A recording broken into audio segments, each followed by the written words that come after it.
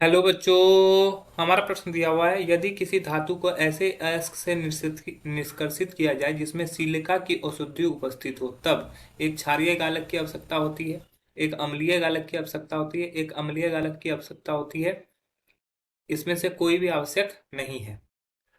चलिए समझते हैं इस प्रश्न को। अगर इस प्रश्न में देखोगे, ऑप्शन बी और ऑप्शन सी दोनों समान दिया गया है। ठीक है, अब यहाँ पर इस प्रश्न में क्या क्या दिया हुआ है ये समझना है और मुख्य अवधारणा को जानना है। प्रश्न के अनुसार मुख्य अवधारणा को अगर हम लोग को समझना होगा तो हमें सिलिका के बारे में जानना होगा। ठीक है, सिलिका जो होता है, सिलिका का जो फॉर्मूला होता है वो होता है SiO2। ठीक है, SiO2। ठीक है, ये कुछ हद तक, ठीक है, ये जो होते हैं ये उभयधर्मी ऑक्साइड होते हैं, लेकिन ज्यादातर कंडीशन में उभयधर्मी ऑक्साइड होते हैं। लेकिन जब ये अशुद्धि की तरह कार्य करते हैं ना, तो ये अम्ल की तरह बिहेव करते हैं। ठीक है, जब ये अशुद्धि की तरह कार्य करते हैं तो ये अम्लीय की तरह बिहेव करते हैं। जैसे मान लो कि Fe लोहे का जब निष्कर्षण होता है तो लोहे के निष्कर्षण में क्या होता है कि वहां पर अशुद्धि के रूप में हमारा सिलिका भी आता है, SiO2। तो Fe के निष्कर्षण के लिए इस अशुद्धि को हटाने के लिए हम लोग Fe2O3, ये हेमाटाइट के CaCO3 और कोक को डालते हैं।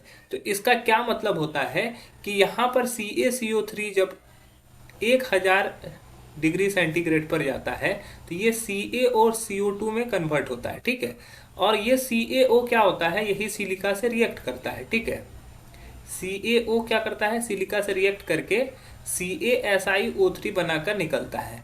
तो ये चूंकि किस प्रवृत्ति का होता है, क्योंकि ये धातु के ऑक्साइड हैं, तो ये किस प्रवृत्ति का होता है, क्षारीय प्रवृत्ति का होता है।